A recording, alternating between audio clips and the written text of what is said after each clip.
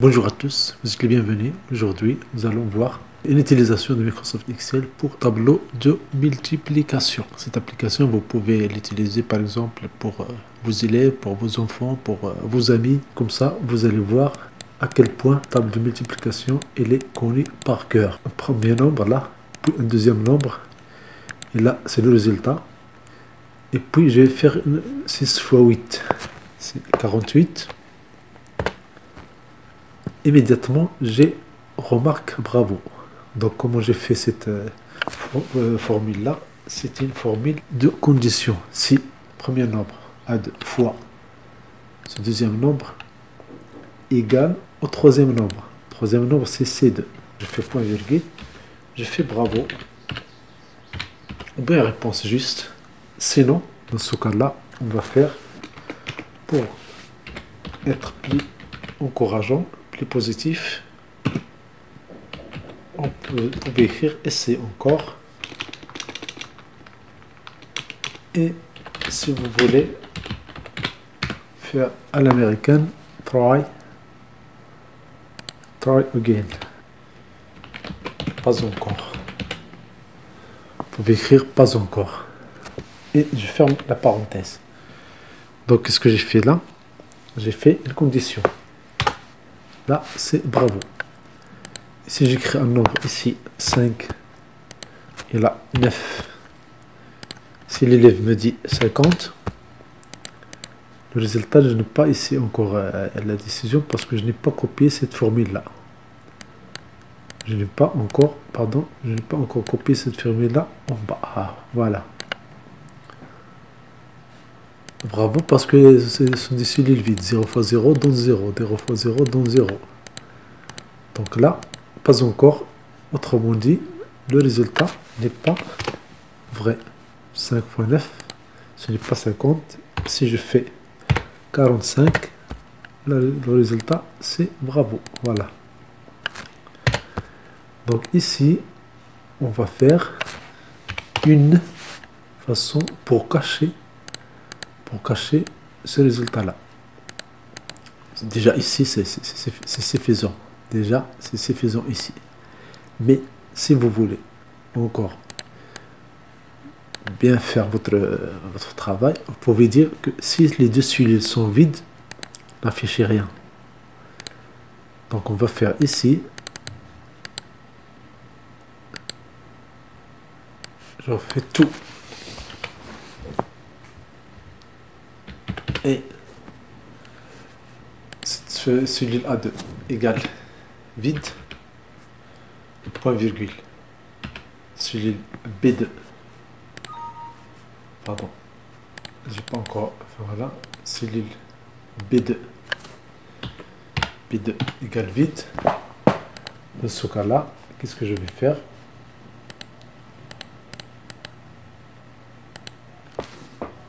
Voilà, ça c'est faux. Ça c'est juste où je teste est-ce que les... Voilà. Je teste est-ce que les deux cellules sont vides. Donc quand c'est faux, on va commencer par vrai. Quand c'est vrai, si cette condition est vraie, point virgule, qu'est-ce que je vais faire? Si la condition c'est vrai, je fais la cellule vide. Maintenant, décision.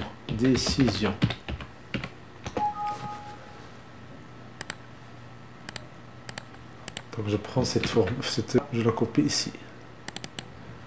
Voilà. Ici, si les deux cellules sont vides, il n'y a rien affiché. Je prends par exemple ici, voilà. Là, c'est vide. Mais si une équation, si une cellule est remplie, on doit prendre cette décision. Alors la décision là, qu'est-ce que cette décision là? On va écrire si ce nombre là égale B2 étoile A2 point virgule,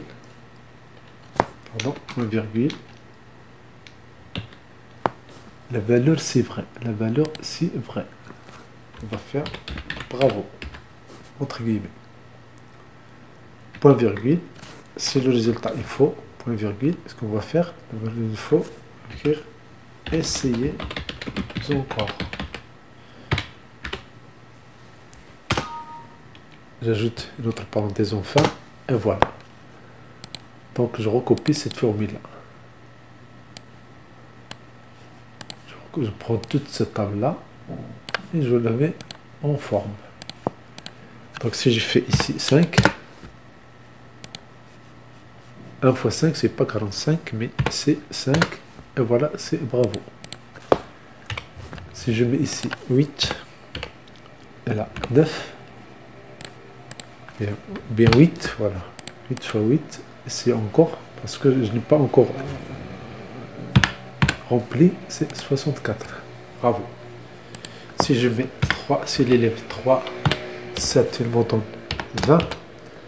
Essayez encore. Donc pour des nombres ici, vous pouvez les mettre de façon aléatoire. Comme ça, pour chaque élève, il va avoir des nombres aléatoires. Aléa entre bornes, point 1 et jusqu'à 9.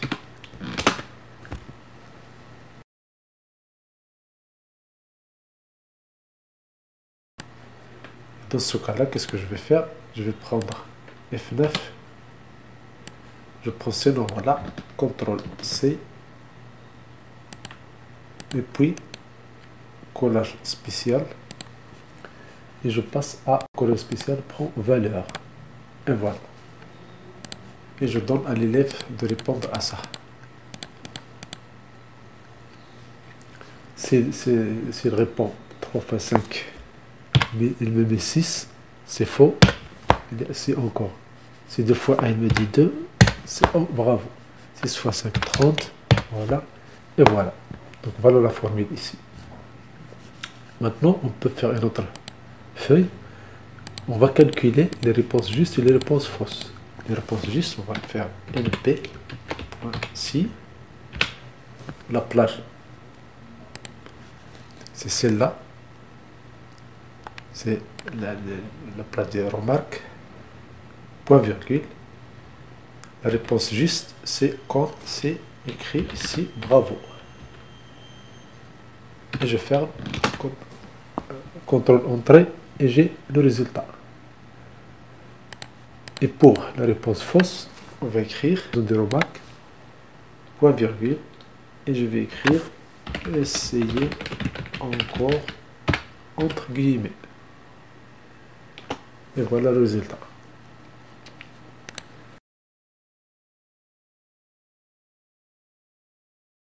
Pour la somme, c'est très simple. Je fais 8, 10, 2. Pour le pourcentage, je change la forme déjà. J'écris ici pour le pourcentage. Elle est là. Pourcentage, c'est je prends ce nombre-là, je le divise par le total. Et je fais F4. Voilà. Et je recopie cette formule-là. CTRL C, CTRL V. Supposons maintenant que j'ai changé ces nombres-là. Si l'élève m'écrit 8 fois 8 égale 88, immédiatement les résultats vont changer. Donc voici comment utiliser Excel pour réviser le tableau de multiplication à vos élèves, bien à vos enfants, et comme ça vous allez, et le pourcentage des nombres gagnés, juste des réponses justes et des réponses fausses sera calculé automatiquement. Merci pour votre attention, abonnez-vous à cette chaîne, merci beaucoup, abonnez-vous à cette chaîne, merci.